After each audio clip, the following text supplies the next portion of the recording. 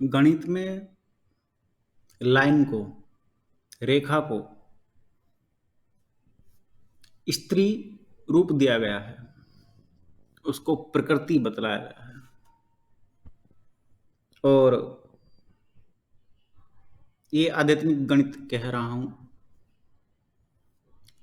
और जब उसी रेखा को मोड़ करके एक सर्किल बना दिया जाता है जो बिंदु रूप में होता है, उसको पुरुष कहते हैं। उसको शिव का रूप माना गया है।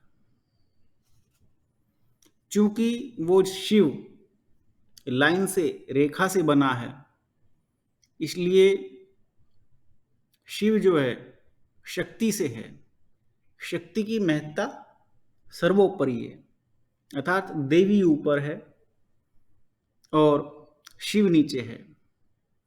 इसी तथ्य को कुछ चित्रों में, कैलेंडर्स में दिखलाया गया है कि देवी अपने प्रचंड स्वरूप में है और भगवान शिव की छाती पर पैर रखे हुए है। ये चित्रकारों ने अपने हिसाब से बनाया, लेकिन ये तथ्य ये सिद्ध करता है कि शक्ति के बिना शिव शव होता है, मृत होता है। और ऐसा सत्य भी है। और जब हम अध्यात्म में गणित को देखते हैं तो जो आप वर्तमान में गणित पढ़ते हैं, प्लस की प्लस में गुणा करेंगे तो प्लस उत्पन्न होता है। प्लस माने परमात्मा। एक गुरु, जिसको मैं प्लस कहता हूं, अपने शिष्य को जो उसके बराबर स्तर पर आ जाता है, जो कि वो भी प्लस हो जाता है, गुरु ने शिष्य को प्लस कर दिया, अपने स्तर पर ले आया। जब दोनों एक साथ बैठ करके ध्यान का समायोजन करते हैं, तब वो एक सर्किट निर्मित करते हैं।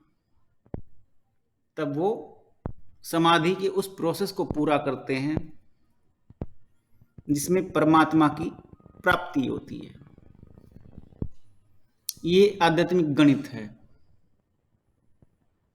जब माइनस की और माइनस की आपस में गुणा करते हैं, तब भी एक गणित सामने आता है कि जब दोनों ही नेगेटिव हैं।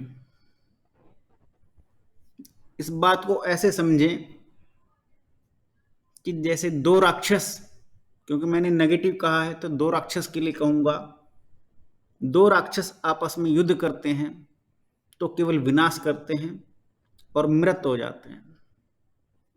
मृत होने के बाद भी उनका अस्तित्व शून्य है।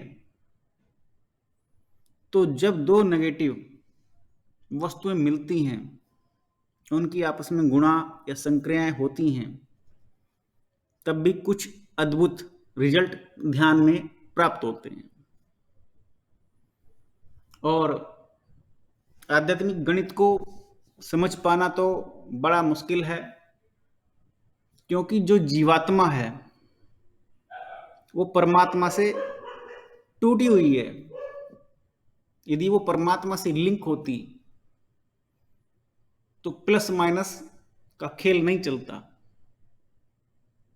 जीवात्मा अपने भिन्न स्वरूप में रहती है, परमात्मा से कनेक्शन उसका बराबर नहीं रहता, केवल सुसुप्ति की अवस्था को छोड़कर।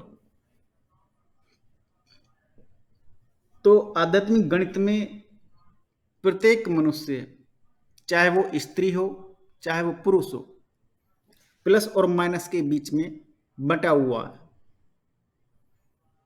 इन्हीं को दो नाड़ियों में विभक्त कहते हैं कि एक शरीर एक गर्म धारा में, एक ठंडी धारा में बटा हुआ है। गर्म धारा सूर्य की है और ठंडी धारा चंद्रमा की है। एक इड़ा है, एक पिंगला है। इस प्रकार से इन दोनों का आपस में लिंक बना हुआ है हमारे शरीर में, लेकिन इनका आपस में हम सदुपयोग नहीं कर पाते, क्योंकि बिना ध्यान के हम इनका सदुपयोग नहीं कर पाएंगे। ये बाय डिफॉल्ट जो हमारे शरीर में बनता है और चलता रहता है वही चलेगा। तो जब हम ध्यान करते हैं तो जो हमारे अंदर विभक्त हुआ गणित है, जो बंटा हुआ गणित है कि हम दो में बटे हुए हैं, हम आधे प्लस हैं आधे माइनस हैं, जो अर्धनारीश्वर का स्वरूप है कि जो स्त्री भी है जो पुरुष भी है, वो प्रत्येक प्राणी के अंदर, चाहे वो पुरुष हो चाहे वो स्त्री हो, दोनों के अंदर प्लस माइनस दोनों पॉइंट होते हैं। तो ध्यान उन पॉइंट को मिलाने का कार्य करता है।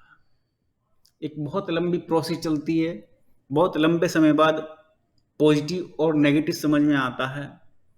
प्लस से पॉजिटिव है और माइनस से नेगेटिव है।